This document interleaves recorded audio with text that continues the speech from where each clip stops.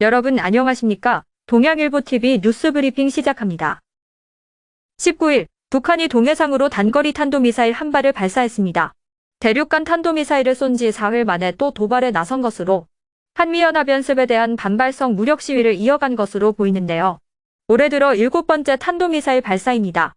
합참에 따르면 이 미사일은 800여 킬로미터를 비행한 후 동해상에 탄착했는데요. 군은 고도, 속도 등 상세한 재원을 종합적으로 분석하고 있습니다. 이날 탄도미사일은 현재 진행 중인 한미연합연습, 자유의 방패에 반발하는 성격이 커 보이는데 북한은 전구급 한미연합연습을 북침 연습으로 규정하고 강하게 반발한 만큼 23일까지 예정된 FS 기간 내내 도발적 군사행위를 계속할 가능성이 있습니다. 내년 완료 예정인 청주 테크노폴리스가 분양 과정에서 법적 공방에 처할 위기에 놓여 자칫 사업 지연이 우려되고 있습니다. 19일 청주 테크노폴리스에 따르면 일부 구역 분양에서 탈락한 기업이 계약금지 가처분 신청을 법원에 내 결과를 기다리고 있는데요. 이로 인해 분양 사업이 전면 중단된 상태이며 법원 결정에 따라 선정 업체가 변경될 수 있어 긴 법적 싸움으로 늦어질 수 있는 것입니다. 청주 테크노폴리스는 선정 방식을 설계 공모로 결정했는데 S4구역이 문제가 되고 있습니다.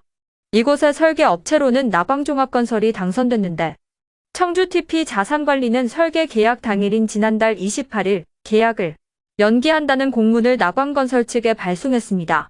S4구역 공모 차순위자인 신영대농개발이 며칠 앞서 계약금지 가처분을 신청했기 때문인데요. 나광건설 측은 가처분 인용도 아닌 신청에 계약을 연기한다는 것은 말이 되지 않는다고 주장했습니다.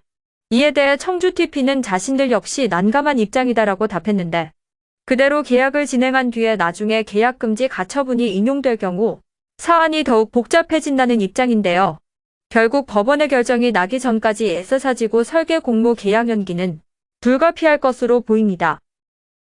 최근 SVB 사태 등 대내외 불확실성 확대로 국내 가계 부채 관리가 중요해지는 가운데 은행들이 내달부터 장기 주택담보대출에 고정금리 및 비거치식 분할 상환 비중을 늘리게 됩니다.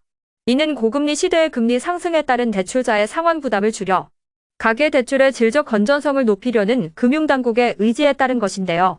19일 금융권 등에 따르면 금융감독원은 내달부터 은행을 대상으로 장기 주담대의 구조 개선 목표 비율을 기존보다 2.5%포인트 높이도록 1년간 행정 지도할 예정입니다. 이에 따라 은행의 경우 올해 말까지 장기 주담대의 고정금리 비중은 71%, 비거치식 분할 상환 비중은 85%로 전년 대비 2.5%포인트씩 목표치가 상향됩니다. 출산휴가 수당 시행을 두고 진통을 겪은 충북도가 이젠 어르신 감사효도비 지급에 제동이 걸렸습니다. 이 사업은 김영환 충북지사가 공약한 현금성 복지사업 중 하나인데요. 보건복지부 사회보장협의회가 어르신 감사효도비가 기초연금과 중복된다는 입장을 고수하면서 도는 예산 집행 계획조차 잡지 못하고 있습니다. 안건이 협의회를 통과해도 청주시의 협조가 필요해 언제 지급될지는 미지수입니다. 감사효도비는 80세 이상 노인에게 연간 10만 원씩 지급하는 복지사업으로 청주시의 경우 20억 7천만 원을 부담해야 하지만 분담률보다 복지부와 같은 중복된 예산이라는 것이 시의 설명입니다. 도는 사회복지 협의 결과가 부정적일 경우 80세 이상 노인들에게 3년치인 30만 원을 한꺼번에 지급하는 것을 포함해 다양한 방식을 검토하고 있지만 새로운 지급 방법도 청주시가 반대할 경우 시행은 여의치 않은 상황입니다. 청주시립교향악단이 오는 3월 13일 청주아트홀에서 86회 기획연주회 이지 콘서트 해설이 있는 클래식을 선보입니다. 무대는 슈베르트의 로자문대 서곡, 그리그의 페르퀸트 모음곡 중 아침의 기분 등 다채롭게 꾸며지는데요. 이날 공연은 피아니스트인 김용배 전 예술의 전당 사장이 클래식 해설을 맡았고 협연자로는 유튜브 채널 셀로덱으로 대중에게 큰 사랑을 받고 있는 첼리스트 조윤경 씨가 나섰습니다. 티켓은 1층 1만 원, 2층 5천 원으로 공연 세상을 통해 예매하면 됩니다. 지금까지 동양일보TV 뉴스 브리핑이었습니다.